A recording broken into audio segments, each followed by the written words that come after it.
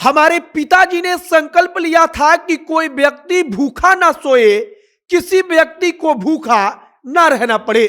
यह बात चिराग पासवान कहते हैं और स्वर्गीय रामविलास पासवान को याद करते हुए नरेंद्र मोदी का धन्यवाद करते हैं और नरेंद्र मोदी से कहते हैं कि आपका बहुत बहुत धन्यवाद कि हमारे पिताजी ने जो संकल्प लिया और जिस संकल्प को लेने के बाद उन्होंने गरीबों को मुफ्त अनाज देने का ऐलान कर दिया, आपने उसी ऐलान को अभी भी आगे जारी रखने का आदेश दिया है। चिराग पासवान नरेंद्र मोदी के साथ स्वर्गीय रामविलास पासवान की मतलब कि अपने पिता की एक तस्वीर डालते हैं और नरेंद्र मोदी की तारीफ में बड़ी बड़ी बातें लिखते हैं।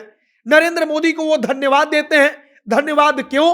तो नरेंद्र मोदी यानी कि केंद्र की सरकार ने 2 लाख करोड़ से ज्यादा रुपए को खर्च करके फिर से 1 साल तक गरीबों को मुफ्त अनाज देने का निर्णय लिया है। आपको हम आगे इसी बारे में बताएंगे कि चिराग पासवान ने क्या कहा और कैसे रामविलास पासवान के कारण वाकई में गरीबों को मुफ्त अनाज मिलना शुरू हुआ था। बाकी नमस्कार, मेरा नाम है मोहित कुमार सिंह और आप जनता जंक्शन देख रहे हैं। चिराग पासवान ने आज नरेंद्र मोदी के साथ अपने पिता की एक तस्वीर डाली है। अब पिता की तस्वीर डालकर उन्होंने लिखा है कि पिताजी के सपने को नरेंद्र मोदी आगे बढ़ा रहे हैं, उनके सपने को साकार कर रहे हैं।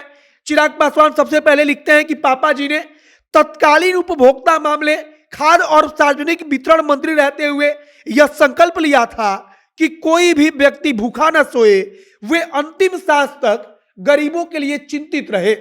इसके बाद वे नरेंद्र मोदी के लिए लिखते हैं कि कोरोना काल में स्वर्गीय रामविलास पासवान जी ने राष्ट्रीय खाद्य सुरक्षा अधिनियम के तहत देश के 81 करोड़ से अधिक लाभार्थियों को मुफ्त अनाज देने का निर्णय लिया था और देश के यशस्वी प्रधानमंत्री जी की अध्यक्षता में केंद्रीय कैबिनेट ने मुफ्त राशन की अवधि को बढ़ाकर दिसंबर 2023 तक की स्वीकृति दे रही है। इस ऐतिहासिक निर्णय के लिए मैं आदरणीय प्रधानमंत्री जी का हृदय से आभार प्रकट करता हूं। यह बात चिराग पासवान कहते हैं। अब आपको हम वो कहानी बताते हैं कि कैसे रामविलास पासवान ने गरीबों को मुफ्त अनाज देने में महत्वपूर्ण भूमिका निभाई। दरअसल जब देश महामारी के दौर से गुजर रहा था, जब यह सब कुछ शुरू हुआ, गरीबों के पास खाने के लिए अब कुछ नहीं था, रोजगार उनके छूट गए थे, उनको घरों में बंद रहना था, तब केंद्र सरकार ने बहुत ही बड़ा फैसला लिया।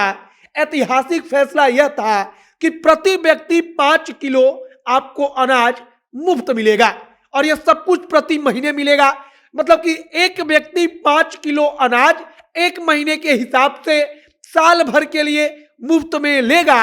और केंद्र सरकार ने जब यह ऐलान किया तब उस समय खाद्य मामलों के मंत्री देश में रामविलास पासवान थे। रामविलास पासवान के हिस्से, उनके मंत्रालय के अंदर यह सब कुछ आता था कि देश में कितना खाद्य का भंडार है, मतलब कि चावल कितना है, गेहूं कितना है।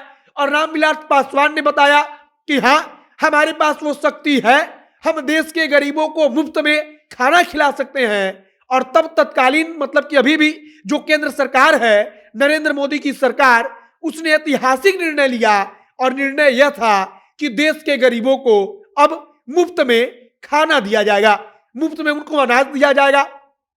आज चिराग पासवान जब केंद्र सरकार फिर से 1 साल के लिए जब राष्ट्रीय खाद्य सुरक्षा अधिनियम के तहत गरीबों को मुफ्त अनाज देने के निर्णय को बढ़ा चुकी है, अब दिसंबर 2023 तक आपको मुफ्त अनाज मिलेगा, तब चिराग पासवान अपने पिता को याद करते हैं।